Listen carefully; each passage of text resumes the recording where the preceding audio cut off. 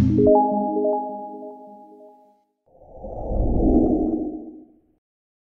FPL managers and welcome to this week's FPL video focusing on Game Week 13. We'll be reviewing Game Week 12 and the players who I had suggested to avoid, pick and take an outside risk on. Then a look at how my team did in Game Week 12 before moving on to this week's transfers, and this is where it's going to be like Marmite. This is the gamble. I think people are either going to love it or at least agree to me finally sorting out my side, or they'll disregard it as the stupidest FPL decision they have ever seen. Either way, I'll go through my transfer decisions why later on. Following that, we'll look at my Game Week 13 starting 11 and who I think will be the best players to avoid, pick and take a risk on for Game Week 13.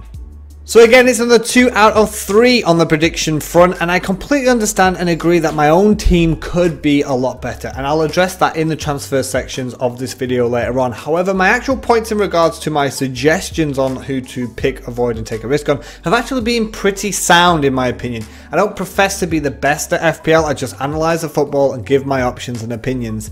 Moving on to the predictions themselves, and Sanchez only played 17 minutes and he earned 1 point during United's defeat at City. And while some people thought that it was obvious, some people had believed in him to start as Manchester United's main striker and took a risk on the player, and I felt that was a waste of money and I wanted to point that out. And there weren't that many other players really that week, apart from United players, that I would have said don't sort of take a risk on. Either way, I was correct about United, and only Martial picked up a decent score of 7 from that game.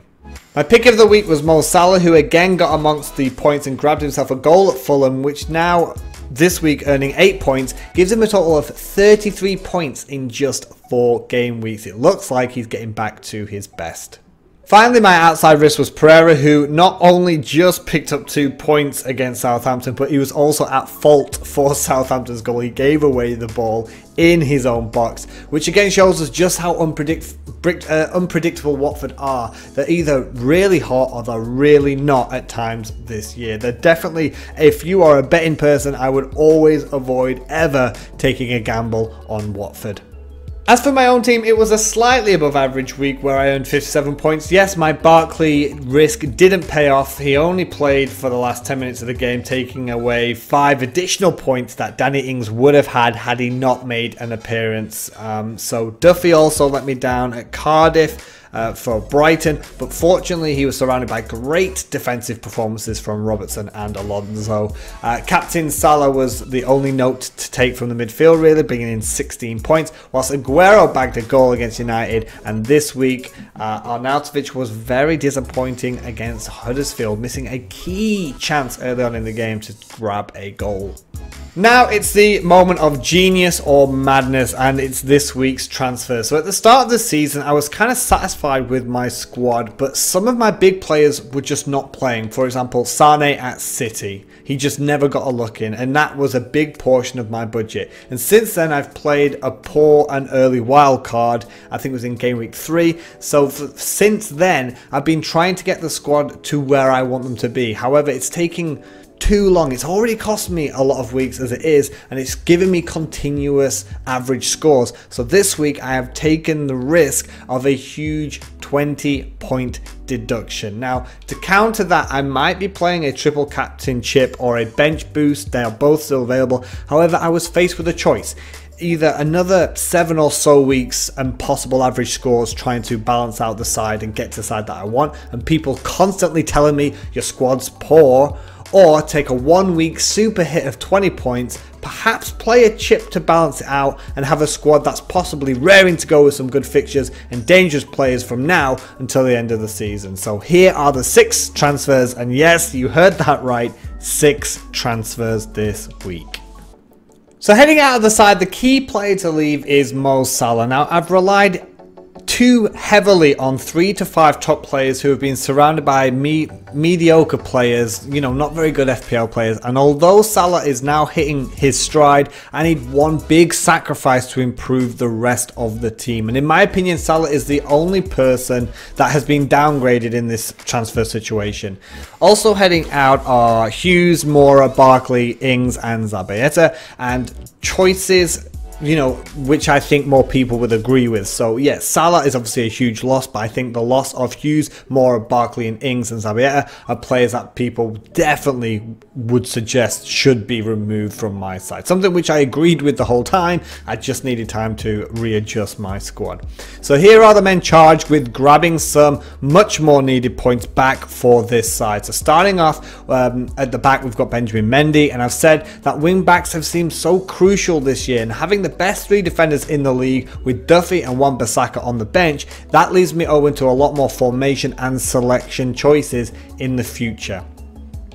Everton duo Richarlison and Sigurdsson come into the side, which Richarlison now is seemingly being placed up front as Everton's main striker, while Sigurdsson is not only a quality player, but he's a creator, set piece specialist and a penalty taker. Also slotting into the midfield is current inform United man Martial, and with Man United facing some favourable fixtures and with this man in form, I'm hoping he's going to be amongst the points and getting a lot more game time, because it seems in the last 5 weeks he's not just been getting the points, but he's also been getting that game time. Finishing off a new look midfield is Liverpool man Shaqiri. I wanted a Liverpool player in the side, but Mane and Salah were too expensive and I don't trust Firmino, and I'm hoping that with his recent form he's going to keep his starting 11 place now, and if that's not the case, then he'll be straight swapped next week for Felipe Anderson due to his blistering form and West Ham's easy run of fixtures in the next few weeks, despite West Ham usually blowing supposedly easy fixtures. Finally on the bench seats Newcastle danger man Rondon. Fresh off his return to the side in a brace at the weekend, he will be Newcastle's #1 outlet, and with the next 6 games crucial and slightly easier for the team to pick up some points, I believe he is going to be key for any success that they may have for the rest of this season. Now, I have considered this move for quite some time, and I have also mentioned this idea in the comments below in some of the other videos, and I've never disagreed with people saying how poor my own side was. So I had weighed it up and it felt like it was worth one poor game week with a lot of future potential over spending another 5 weeks or so just plodding along with average scores to finally get where I want the side to be. I've already wasted about 5 weeks as it is, so it would have been about 10 weeks in total. So I just felt like one big game week to sort out a squad that can potentially get me a lot of points for the next few weeks felt like it was worth it. But please feel free to let me know in the comments below. What do you think? Do you think I've made the right decision? Is my squad even that much more better? Is it more attacking? A lot of people felt that my FPL players were not as attacking as they could have been. So is this the right decision or not? Have I made it that much better, or have I completely blown my entire season? Looking at the starting 11 for game week 13, and all but one of the new signings are in the side. However, that could change following potential injuries. So Foster stays in goal, and we have a back 3 now of Mende, Robertson and Alonso, who interestingly now Alonso has more points than Hazard. Along the midfield, we see 4 new faces in this midfield 5. Only Hazard retains his place in the squad with Martial, Shaqiri and the possible injured Everton pair of Richarlison and Sigurdsson alongside them.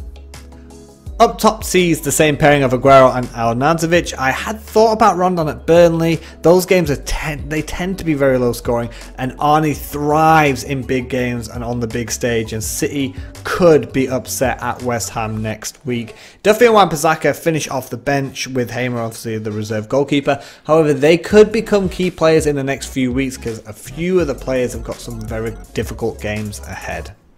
Moving on to game week 13's avoid, pick and take a risk on. My player to avoid this week is going to be Firmino. Despite Liverpool still playing exceptionally well, and whilst Firmino is key to their success, FPL wise he is not making the best returns. He's got 41 points all season, which is low for a 9.2 million rated striker, and for me there are cheaper and more dangerous options out there, especially for this game week with the likes of players at Fulham or Wolves. Those cheaper strikers might make a difference this week. Or you could bolster your other parts of the squad, so get in a really cheap striker to put on the bench and use your save money to bolster your squad elsewhere, as strikers for me this year as a whole don't seem that much value for money, especially the high tier strikers. And Firmino himself has just got 2 goals and 2 assists all season, as well as dropping slightly back in Liverpool's formation, so I wouldn't be looking towards him as my preferred striker.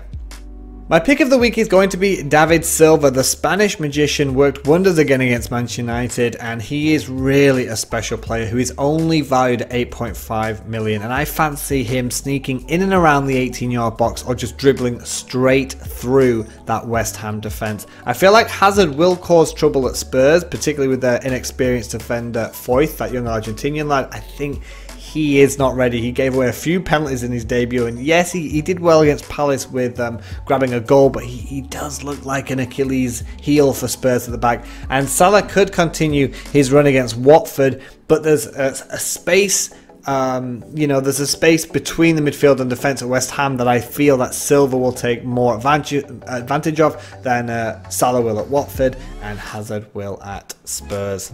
My risk of the week is going to be Mitrovic. The Fulham striker got a lot of attention after his great start to the season. However, his 7 million price tag from game week 7 has dropped now to only 6.6 million. And with the striker not scoring since game week 6, you can see why. However, with the Saints still down on their luck and they're off to Craven Cottage at the weekend, I feel that this could be the perfect time for the Serbian striker to boost his stock once again. So that's it for this week's FPL video and taking a look at Game Week 13. I hope you enjoyed it, and again, let me know in the comments below whether my own FPL choice was right or wrong, and who are you looking at to bring into your side this week. Good luck, and as always, have a good one.